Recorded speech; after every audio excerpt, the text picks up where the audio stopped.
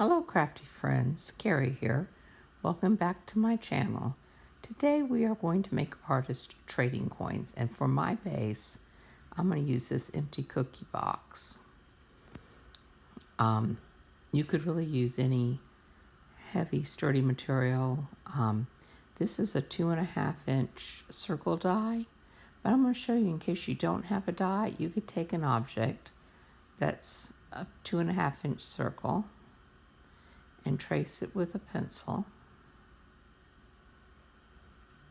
Okay, now you're going to want to cut this out. And the trick to doing this is once you get to where you're going to start the circle, you're going to move your paper and you're going to go slow. And you just open your scissors and close them. And when you open them, you slide your paper again. This helps to keep you from having choppy cut lines because you really are moving the paper into the groove of the scissors. Okay, and I'm doing this without speeding it up because I want you guys to see you do need to move slow. Take your time.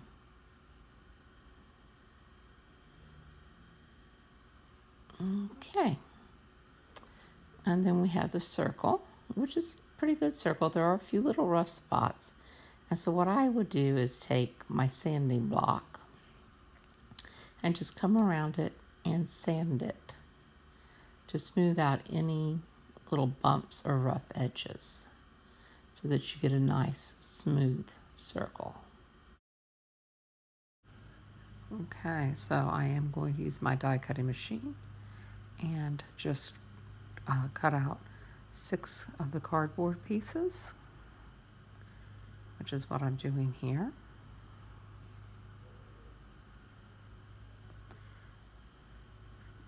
And once I have all of my cardboard pieces cut, I will then cut out some cardstock and some background paper to use as well.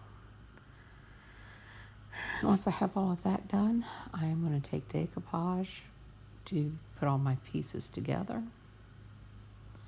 First though, I am going to take a glitter marker and I am going to use it to go around the outside edges so that my finished product will not have cardboard showing when I am done. And then I'm going to take a little glue and I will put first the cardstock paper onto the back of each piece. And once I get all of these done, I will then move to the background paper onto the other side. It is important that you have a good sturdy base to build your project on, and that is why I am layering these pieces together so that I'll have a nice sturdy base for when I start my actual decorating. Okay, now I'm going to take some Distress ink and I'm going to go around the edges of these pieces. This just helps in case I don't have exact fits, in case anything shows. I like it, it gives it a little bit more finished look. And so once I'm done with that, I am going to look through my items to see what I'm going to use. I have decided to use some napkins. Here I'm using a little piece of washi tape to help me separate the layers of napkin. And now after I put the Mod Podge on, I'm going to lay it down and then just use this little wooden roller to smooth it out, tap it out with my hands a little bit. You want to make sure you get out any air bubbles. And then I just kind of tear it out of the napkin.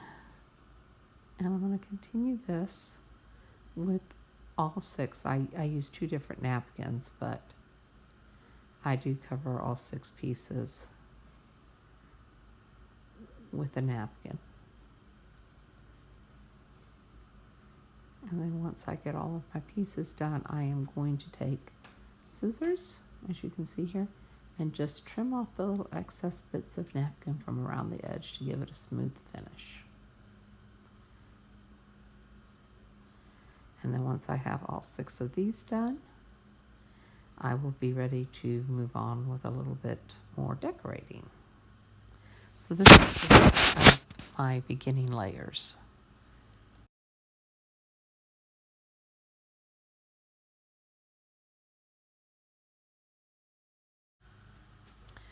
Okay, so now I'm looking for some other things. I'm going to add this little piece of tissue paper here. And just add some Mod Podge to make sure it's stuck down good. I'm going to add it to another one. And I just basically am going to be adding some little bits and pieces of different things here. On this book page, I decided I like this word epiphany, and then I kind of cut around it with my scissors. Add a little distress ink to it. And then I just kind of decide where I want it placed. Add a little Mod Podge. Stick it down. And then this little set of numbers is probably some kind of a library marking. I decided to add that to one of my pieces. I would recommend also having some baby wipes close by in case your hands start to get too sticky doing this, so that you can wipe them off. These are some Jane Davenport rub-ons, and I'm just kind of looking through it. And I found one that were eyes that I liked, and I said I'm going to put them on these butterfly wings. And so using a rubbing tool, I just work on them until I'm sure that I have them completely rubbed. When you're doing rub-ons, you want to be sure, and the top layer will start to change color. It'll get a little foggy looking as it does, and then you just want to pull that off. I do add a little Mod Podge just for extra assurance.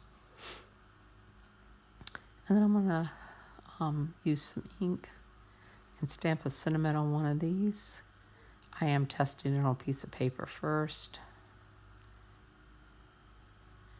And so I add that on there. And I'm going to use some Mandela stamps on some of them. So basically, you just kind of build up your layers however you want to.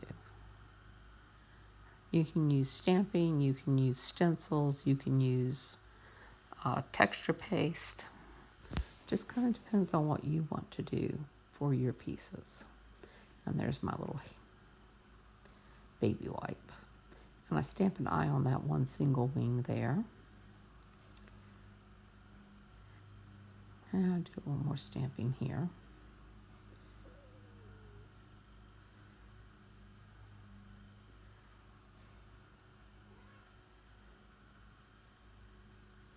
And now this one I decided I'm going to add a little piece of lace. And I'm using the Mod Podge to do it. But I go over the top to help make sure it's stuck down good.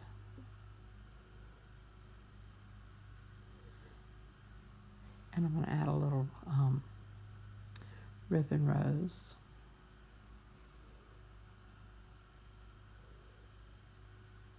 Trim my excess. Now I'm using some Tim Holtz words, and I'm going to do some little sayings because the theme for this was honoring women.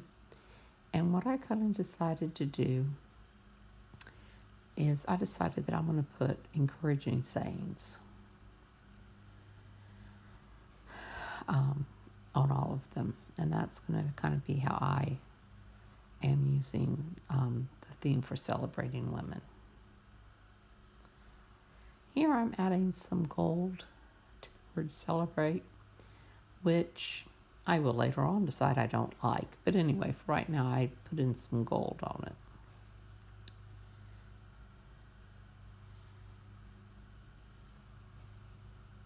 And so here I am just picking out more words to make sayings on the different ones. And I will say I worked on this project over a 2-day period. I sped up this video quite a bit so that it wouldn't be like 3 hours long and took out some of the more boring pieces. This is just kind of to give you an idea of how you can also make some artist trading coins. I hope you try this project and that you enjoy it. Okay, I'm going to continue decorating. I'm using Spectrum Noir's sparkle pens. Wink of Stella would also be an option. And basically, I'm just going to come in here. I'm going to be adding in bling and details, like I'm adding in some reflection to the eyes. Some color onto some of the flowers with these pens, which add sparkle and color. The clear one, which I'm using right now, is really good for going over things that you don't want to add any color, but you want to add sparkle to. And like here's the pink one, you can see how it intensifies this pink color. The clear. And I'm going to add in some bling pieces around the edges of this one. Anyway, I'm just going to continue kind of playing around with these and adding details until I'm satisfied. I'm adding in some little gemstones here. That tool that I'm using is called a Quick Pick. It's from We Are Memory Keepers. They're very handy. The little wax tip is really great for picking up your gems. On the other end is great for when you need to get little pieces loose from like sheets of pearls and stuff. And here I'm kind of outlining my word truth with a little black. I have these cute little butterfly punches that I got from my friend Janice Moore, known as Jelly Bean, here on YouTube. We had done a swap and she sent me some of these, and so I'm adding some of those in. And then now I'm adding in some little pearl trims. Anyway, this is kind of the fun part. This is where you just get really creative and add in all your little bling and decorative pieces. Okay, I'm gonna just put on a little quiet music here with this while I finish decorating.